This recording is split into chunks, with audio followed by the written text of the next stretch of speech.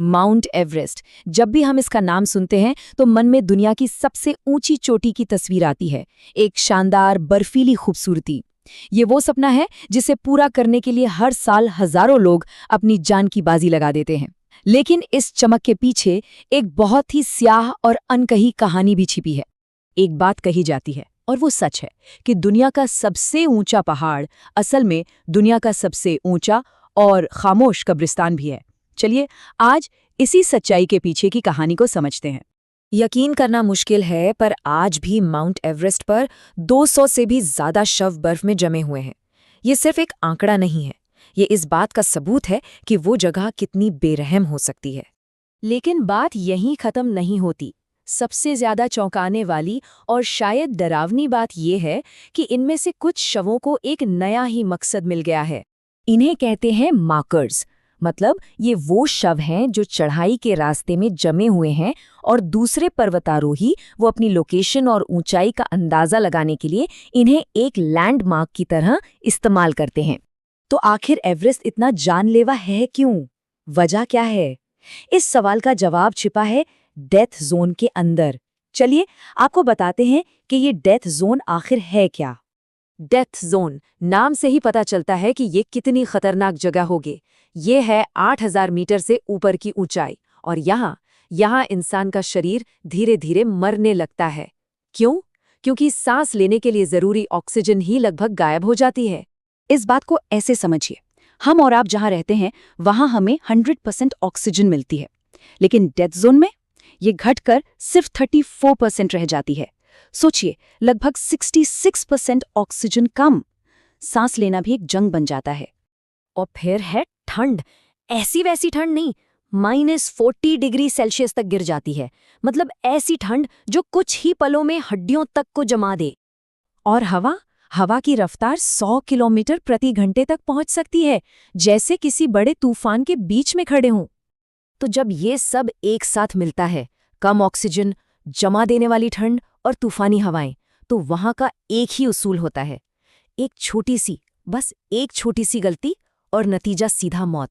वहां कोई दूसरी गुंजाइश नहीं होती। ये सब सुनकर एक सवाल दिमाग में जरूर आता होगा कि अगर वहां लोगों की मौत हो जाती है तो उनके शवों को नीचे क्यों नहीं लाया जाता?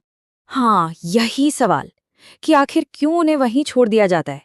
इसका जवाब सीधा नहीं है और बेहद खतरनाक है। सबसे पहली और बड़ी वजह है वजन। देखिए, एक पर्वतारोही का वजन मान लीजिए 75 किलो है, लेकिन जब कोई शरीर बर्फ में जम जाता है तो उसका वजन 2 गुना हो जाता है, करीब 150 किलो। अब सोचिए, इस 150 किलो के वजन को उन खतरनाक फिसलन भरी ढलानों से ऐसे मौसम में नीचे लाना जो कभी भी बदल सकता है, ये बचाव दल के लिए भी जान का खतरा है। सच कहें तो ये दुनिया के सबसे मुश्किल बचाव अभियानों में से एक है। और यही वजह है कि इतना बड़ा खतरा मोल लेने के बजाय ज्यादातर शवों को वहीं छोड़ देना ही एकमात्र विकल्प बचता है। वो हमेशा के लिए उस बर्फ का हिस्सा बन जाते हैं। ये तो हुई आंकड़ों और वजहों की बात, पर हर आंकड़े के पीछे कहानी होती है, एक इंसान होता है। चलिए कुछ ऐसी ही दिल दहला देने वाली कहानियों के बारे में जानते हैं। इनमें सबसे मशहूर कहानी है ग्रीन बूट्स की। ये एक पर्वतारोही थे जिनकी पहचान आज तक नहीं हो पाई। वो एक गुफा में पड़े थे और उनके चमकीले हरे रंग के जूते दूर से ही दिख जाते थे। करीब 20 साल तक वो एवरेस्ट का सबसे जाना माना और शायद सबसे दुखद लैंडमार्क बने रहे। फिर एक कहानी है फ्रांसिस आर्सेंटिव की, जिन्हें स्लीपिंग ब्यूटी कहा जाने लगा। वो बिना ऑक्सीजन सिलेंडर के चोटी पर पहुंचने वाली पहली अमेरिकी महिला बनना चाहती थीं, और उन्होंने ये कर भी दिखाया। लेकिन नीचे उतरते हुए उनकी जान चली गई। कई सालों तक उनका शरीर रास्ते में इस तरह पड़ा रहा जैसे कोई बस आराम से सो रहा हो। और फिर साल 2006 का डेविड शार्प का मामला, जिसने पूरे क्लाइंबिंग कम्युनिटी में एक बहस छेड़ दी। डेविड चोटी के पास मुश्किल में फंसे थे। कहा जाता है कि दर्जनों पर्वतारोही उनके पास से गुजरे, ऊपर जाते हुए भी और नीचे आते हुए भी, पर किसी ने रुककर उनकी मदद नहीं की और घंटों बाद ठंड की वजह से उनकी मौत हो गई। ये घटना एक बहुत ही कड़वी सच्चाई सामने लाती है कि एवरेस्ट पर कभी-कभी जिंदा रहना खुद एक इतनी बड़ी चुनौती बन जाता है कि बाकी सब कुछ पीछे छूट जाता है। तो ये सब कहानियां, ये सारे तथ्य हमें आखिर क्या सिखाते हैं? महत्वाकांक्षा, यानी अपने सपने को पूरा करने की जिद, उसकी क्या कीमत चुकानी पड़ती है? देखिए, एक तरफ तो है सपना, एडवेंचर का, दुनिया की चोटी पर खड़े होने की शान का, एक बड़ी उपलब्धि का।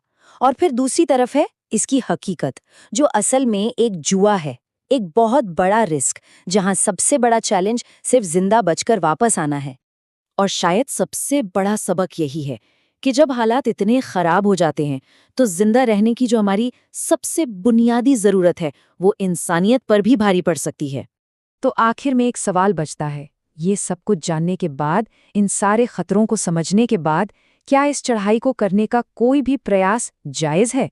ये सवाल सोचने पर मजबूर करता है।